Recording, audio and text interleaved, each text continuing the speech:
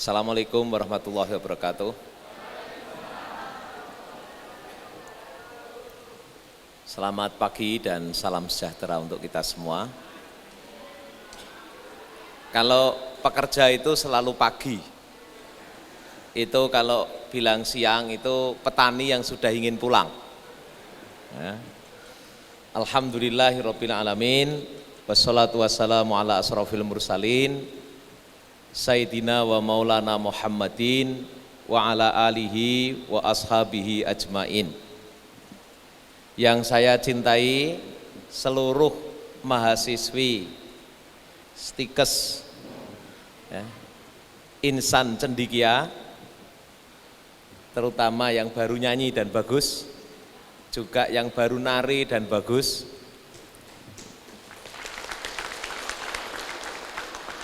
Para wisudawan wisudawati yang hari ini diwisuda, keluarga besar wisudawan wisudawati, para dosen, pimpinan, ya Pak Ketua, Pak Hasan, dan pembantu ketua, juga kaprodinya, ketua yayasan Mbak Nurul, yang wakili dari Kopertis, Bu Ani, juga kawan-kawan dari Dinkes, termasuk para tamu undangan, ya, terutama dari universitas, sekolah tinggi, akademi di Kabupaten Bojonegoro. Saya lihat ada Akbid, ada Sekolah Tinggi Ilmu Ekonomi, ada Pak Rektor Unigoro, ada yang lain-lain. Saya kalau nyebut keliru nanti. Hari ini kita semua berada di sini untuk mengantarkan anak-anak kita di wisuda. Saya terus terang kalau ada wisuda itu seolah-olah sedang memutar kembali hidup saya. Tahun 89 saya juga, dan saat itu tentu saya harus punya pertanyaan yang sangat kuat. Apa yang kira-kira akan membuat saya hidup survive? Apa yang akan membuat saya bisa hidup? Apa yang bisa membuat saya nanti dapat uang? Itu. Apa yang bisa membuat saya dapat cinta? Karena saya harus dapat cinta. Apa yang kira-kira akan membuat saya mendapatkan pujian, dan apa kira-kira yang akan membuat saya mendapatkan kedudukan. Jadi ini pertanyaan dasar yang saat mahasiswa, waktu itu karena saya mahasiswa Fakultas Agama, pertanyaan ini tidak boleh dijawab dengan vulgar. Jawabannya itu selalu mari kita ikhlas, tidak usah dipikirkan nanti mau jadi apa, jadi yang penting ikhlas lillahi ta'ala. Itu dulu saya. Tapi jawaban itu kontradiksi dengan kehidupan saya, karena nyatanya saya itu perlu uang. Nyatanya saya itu perlu cinta, karena saya perlu menikah. Nyatanya saya itu juga perlu pujian. Itu adalah kebutuhan dasar hidup saya. Nyatanya saya juga perlu kedudukan untuk pengakuan. Karena itulah, maka pada hari ini saya ingin mengingatkan, ya, mengajak diri saya dan semua yang hadir bahwa ada 3 hal penting. Kalau ini semboyannya Insan Cendikia, professional with character, maka what kind of character we should to take for our life? Karakter apakah yang harus kita ambil untuk hidup kita? Dan karakter itu biasanya datang dari way of life dan belief, dari pandangan hidup dan keyakinan. Karena itu saya ingin mengingatkan 3 pandangan hidup, dan itu kemudian menjadi keyakinan saya. Yang pertama adalah remember that life is journey. Ingatlah terus, hidup itu adalah perjalanan. Kata orang Arab, al-hayatu musafaroh. Hidup itu perjalanan. Kalau dulu kita mendengar, urip kuwi mung kaya mampir ngombe. What mean? Itu apa maksudnya? Maksudnya, we are itu journey. Gitu. Kita ini penjelajah. Karena kita penjelajah, maka kadang-kadang ada mampir ngombe. Mampir ngombe itu just to tell us that we have only short time in our life. Bahwa kita itu punya waktu yang pendek dalam hidup ini, dan itu harus kita tempuh perjalanan. Psikologi perjalanan ini penting. Ya, kita siapkan batin kita kalau kita mau berjalan, dan ternyata dalam perjalanan itu bahkan ada yang namanya masyakoh dalam bahasa Arab, sulit. Perjalanan itu tidak semuanya mudah, tidak semuanya ringan. Perjalanan itu pasti ada yang mudah, ada yang sulit. Nah, kita di dalam hidup ini harus siap mental, terus menghadapi sulit ya siap, menghadapi mudah juga siap. Lalu bagaimana perjalanan hidup itu? Al-Quran bahkan menggambarkan perjalanan hidup itu sebagai perjalanan mendaki. Maka dalam surat Al-Aqobah, Allah itu mengingatkan falak tahamal aqobah. Maukah engkau kutunjukkan dakian-dakian? Ya. Di situ ada dakian yang luar biasa. Fakku raqobah, it'amun dhi masghobah, yatiman dha matrobah. Fakku raqobah itu adalah membebaskan dari perbudakan. Kang Yoto 1,5 bulan yang lalu diundang oleh UNSDN, itu lembaga PBB, bekerja sama dengan Vatikan. Kang Yoto mendapatkan undangan untuk berbicara tentang climate change and modern slavery. Ini tulisan Kang Yoto soal ini malah belum jadi. Yang kemarin dimuat di Jawa Pos, Radar, itu tulisan Kang Yoto dari Afrika Selatan. Karena Kang Yoto menyiapkan tulisan agak serius, maka ini agak panjang saya tulis. Modern Slavery and Climate Change. Sekarang climate change ini, perubahan cuaca, itu bukan lagi akan, tapi already done, sudah terjadi. Dulu orang khawatir akan terjadi panas bumi naik, lalu banyak krisis. Sekarang that already done, itu sudah terjadi. Waktu pertemuan Kang Yoto di Vatikan, itu beberapa wali kota dunia menunjukkan new refugees. Ada orang-orang pengungsi yang gara-gara panas bumi. Karena laut naik, terjadi banjir, terjadi panas bumi. Lalu karena panas bumi yang luar biasa ini, maka terjadilah tantangan. Tantangannya apa? Orang itu menjadi kebutuhan makan menjadi tinggi, sementara buminya tidak bisa menyediakan, kebutuhan energi tinggi, fosil naik makin panas, dan karena itulah kemudian orang harus bekerja keras. 1 tahun itu harus diperlukan minimal 500 juta lowongan pekerjaan. Nah, celakanya ketika terjadi perubahan dunia seperti ini, siapa yang paling pertama kali kena krisis? Ternyata adalah mereka yang jobless, tidak punya pekerjaan, mereka yang miskin. Orang-orang miskin ini di Cina, di Afrika, di orang miskin di beberapa dunia, itu bahkan rela menjual organ tubuhnya. Itu yang disebut dengan trafficking. Rela menjual dirinya dengan murah, ya. Karena itu orang miskin yang paling dulu kena. Inilah fenomena yang disebut dengan modern slavery, perbudakan modern, ya. Karena itu ini harus dilawan.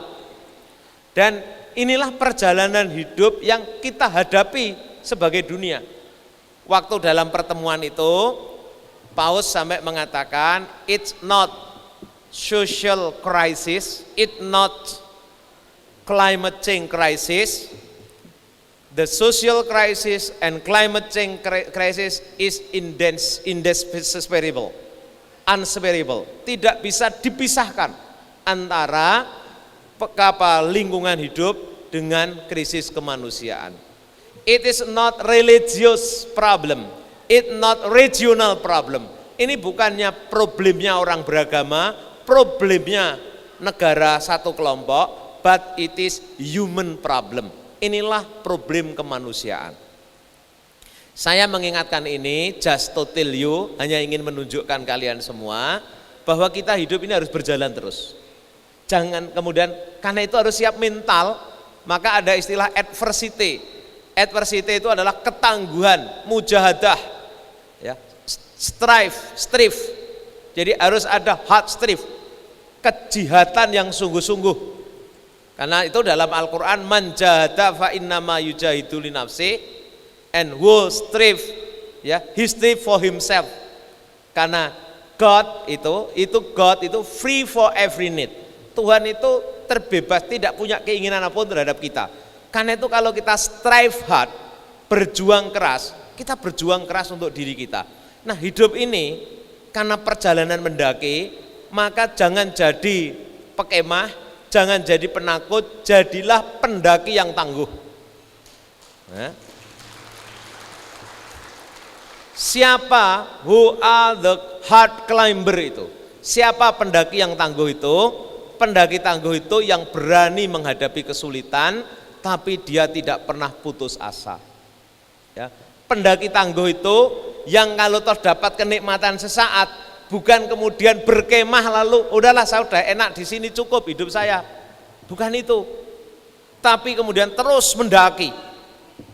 Karena itu, terutama adik-adik saya, anak-anak saya yang baru diwisuda, ya, believe, percayalah, inilah hidup, siaplah untuk mendaki. Nah, yang kedua, hidup itu kata orang Arab, al-hayatu silsilatun minal masyakil. Hidup itu hanyalah rangkaian dari masalah. Life is only exercises. Hidup itu hanyalah ujian. Jadi kalau hari ini kita terima ujian, besok terima ujian, itu tandanya masih hidup. Maka ada ungkapan, siapa berani hidup harus berani masalah. Siapa takut masalah sama dengan takut hidup. Kalau takut hidup lebih baik mati. Ya. Karena itu harus berani menghadapi masalah. Dalam Al-Quran masalah itu ada dua. Ujian itu ada dua. Ujian itu ternyata ada yang menyenangkan dan ada ujian yang menyusahkan.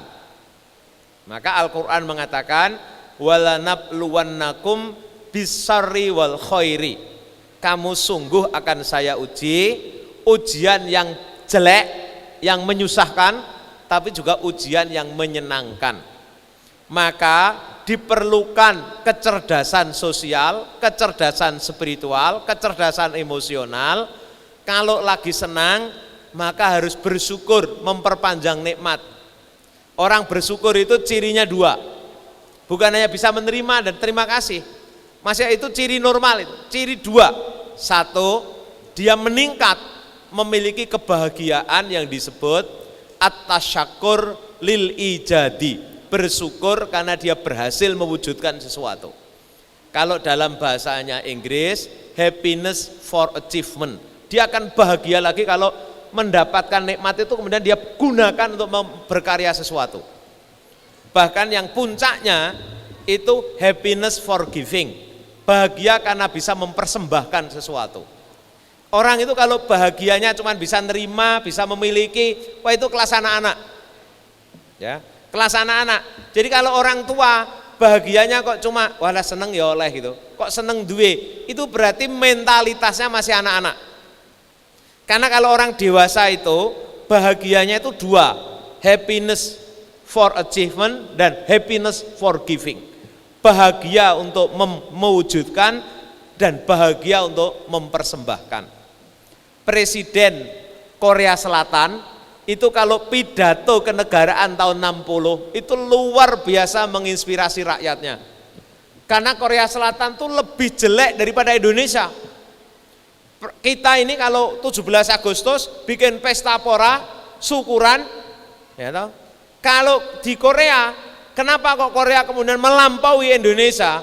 Itu ternyata saya pelajari, saya punya bukunya. Bukunya itu judulnya The Impossible Country, tulisannya Daniel Tudor. Itu ternyata spiritnya itu spirit bahagia yang tadi itu, yang karena mewujudkan dan mempersembahkan. Kita ini lebih banyak bahagia karena menerima dan memiliki.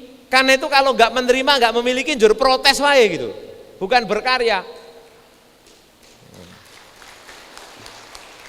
Sekarang kalau kita mau mengubah, mari kita tinggalkanlah cara bahagia yang pertama dan kedua yang kemudian bikin protes-protes itu. Mari kita cara bahagia yang sebelah kanan ini.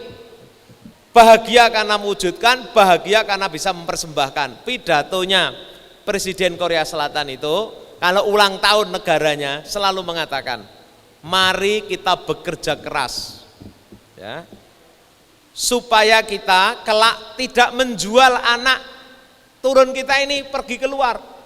Mari kita kerja keras untuk memproduksi sesuatu yang bisa kita jual ke luar negeri. Jelas sekali pesannya, produce and then sell to abroad, sell it to abroad. Produksi dan jualah ke luar negeri. Lalu mari kita persembahkan yang terbaik untuk anak cucu kita. Nah, itu bahasanya begitu. Kalau kita pidatonya kan, mari kita bekerja keras supaya kita bisa bikin anak dan kita berikan anak cucu kita. Nah itu, kita rubah sekarang. Nah karena itu ini soal bagaimana orang sanggup menerima PR. Hidup di Korea Selatan itu lahir procot itu masalah. 70% itu gunung, tidak punya. Kalau mau bertani, setahun bertani hanya cukup untuk makan 5 bulan. Ya, ini beda sekali dengan kita. Karena itu mereka menjadi tangguh, menjadi kuat-kuat. Nah sekarang kalian semua harus menjadi orang yang tangguh dan kuat. Seperti Rasulullah. Rasulullah itu dapat suka ya alhamdulillah, dapat susah ya alhamdulillah. Alhamdulillah tsumma sabara wa alhamdulillah tsumma syakara.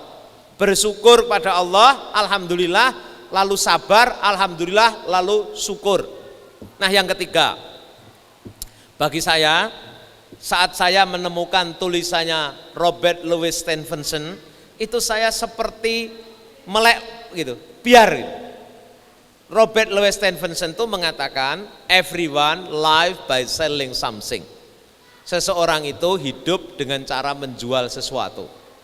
Saya itu tiba-tiba seperti menemukan tafsir baru terhadap ayat Al-Quran, hal adullukum ala tijaratin. Maukah engkau kutunjukkan perdagangan-perdagangan. Nah ternyata hidup itu ya berdagang, hidup itu jualan.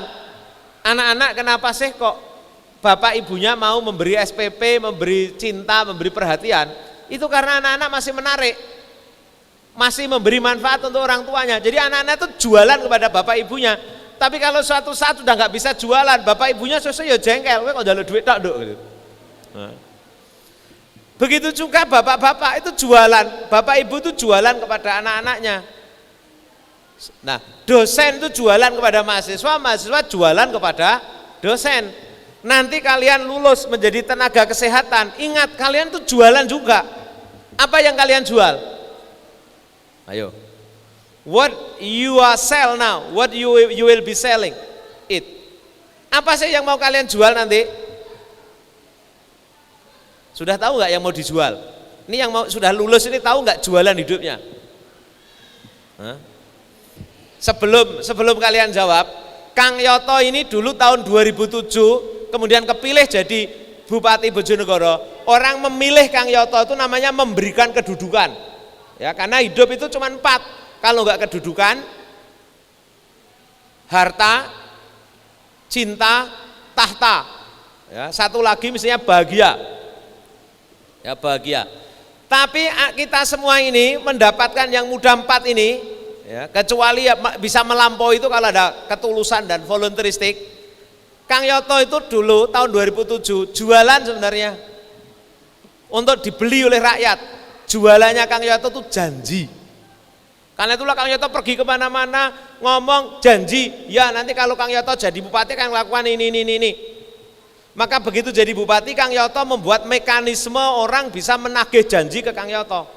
Maka handphonenya diberikan, dialog publik dibikin supaya orang itu bisa nagih janji. Karena orang udah nggak percaya janji politik.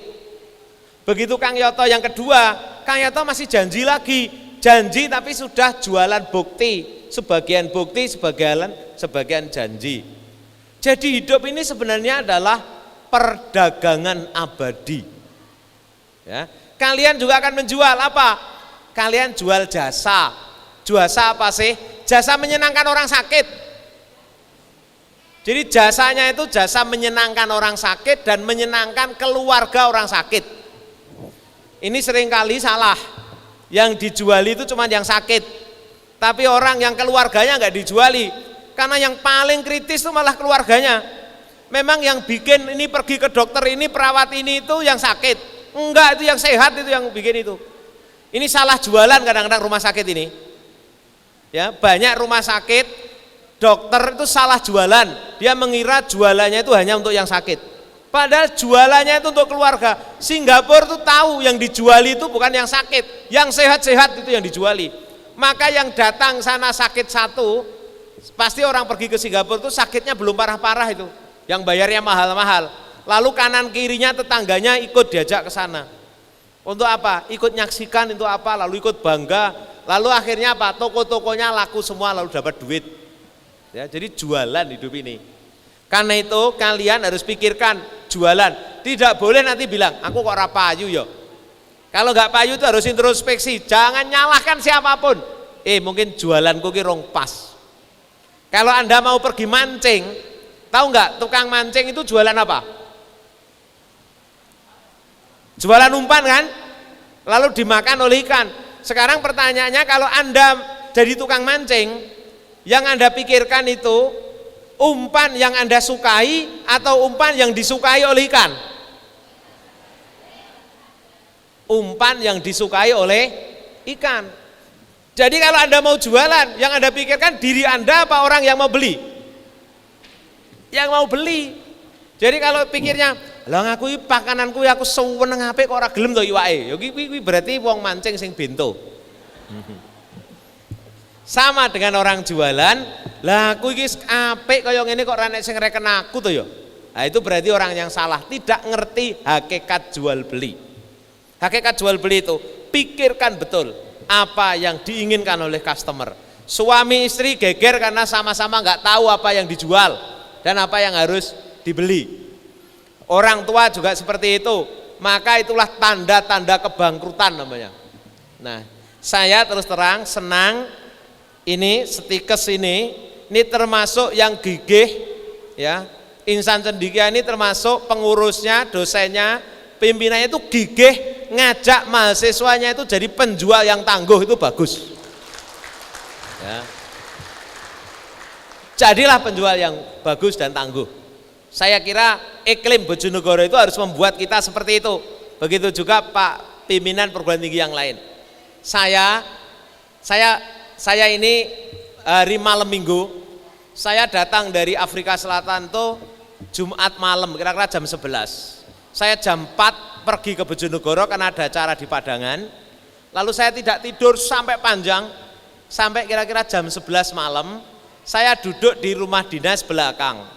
Yang biasa bikin kopi itu saya tanya, kamu sudah nikah belum? Belum, umurnya udah 34 tahun. Itu teman-temannya panggil namanya teleser. Lalu kamu sudah, pacarmu yang dulu gimana? Gitu. Karena dia suka sama janda. Dia bilang, waduh Pak jandanya sudah kepencut sama orang lain lagi. Dia lagi galau gitu. Terus saya tanya, lah kamu jualanmu apa no gitu? Ya aku mboten ngerti dodolen nopo nggih Pak. Nah, jualan, kamu juga ngomong. Jadi kalau sekarang lagi galau, dia lagi seolah-olah yang lain, kamu ngomong aja, kamu lah SMS kula mboten dibales toh Pak, tapi mesti diwaca toh. SMS-en. Piye Pak SMS-nya? Gini SMS-nya. Aku tahu engkau adalah orang yang sedang kau juga manusia sebagaimana aku juga manusia. Aku bisa mengakui dan menerima kemanusiaanmu. Aku tidak sepenuhnya sempurna, walaupun aku sebenarnya adalah ingin mencintaimu secara sempurna. Aku juga aku ingin menerimamu di saat engkau pun sedang risau untuk memilih aku atau memilih orang yang lain. Namun ketahuilah di saat engkau tetap risau, cintaku masih tetap untukmu. Itu tahu gitu. Tapi saya menemukan juga staf saya yang galau yang lain. Karena itulah di hari Minggu pagi di depan TV saya itu lama nggak bikin lagu. Tiba-tiba saya punya keinginan untuk bikin lagu. Saya ini ngertinya cuma nada itu pakai bahasa Arab. Mustaf'ilun fa'ilun, mustaf'ilun fa'ilun, mustaf'ilun. Itu nada dasar. Akhirnya saya bikin lagu judulnya Pasrah. Saya mau perdengarkan lagu ini. Karena lagu ini belum tentu saya keluarkan, juga belum tentu saya launching. Tapi lagu ini akan saya perdengarkan untuk Anda.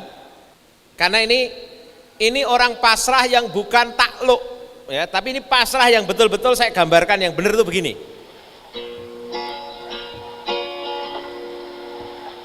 Telah ku jalani semua usaha, niat tekad selalu menyala, tiada lagi yang tersisa, hanyalah doa dan yakin selalu apa yang engkau akan berikan, yang terbaik untukku. Apa yang engkau akan berikan, yang terbaik untukku. Bila hidup laksana perjalanan, ku kan terus menyusurinya. Bila hidup laksana berdagang, ku kan terus menjualnya. Amal soleh ku yakin, sebab wah, ini tiba-tiba ada yang telepon. Datangnya harta, puja, cinta dan tahta, ya Rabbi.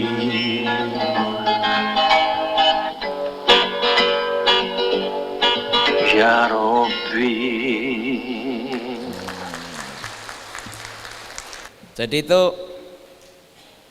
saya membayangkan setelah berusaha gitu ya, telah kujalani seluruh usaha, tekad dan niatku selalu menyala, dan tiada lagi yang tersisa, hanyalah doa dan keyakinan apa yang akan kau berikan itu yang terbaik untukku. Tapi tidak berhenti, lalu berikrar, bila hidup laksana perjalanan, ku kan terus menyusurinya. Bila hidup laksana berdagang, ku kan terus menjualnya. Amal soleh ku yakin, sebab datangnya harta, puja, cinta dan tahta, ya Rabbi. Ini lagu belum tentu saya keluarkan, jadi saya nyanyikan di sini. Ya, karena untuk mengeluarkan lagu itu harus bikin minimal 10 lagu, padahal saya baru punya 2 lagu gitu. Nah, saya nggak kebayang kapan lagi yang 8 itu. Karena tidak mesti keluar itu, kadang-kadang bikin lagu. Moodnya itu nggak ada, moodnya nggak ada. Nah, mudah-mudahan jadi.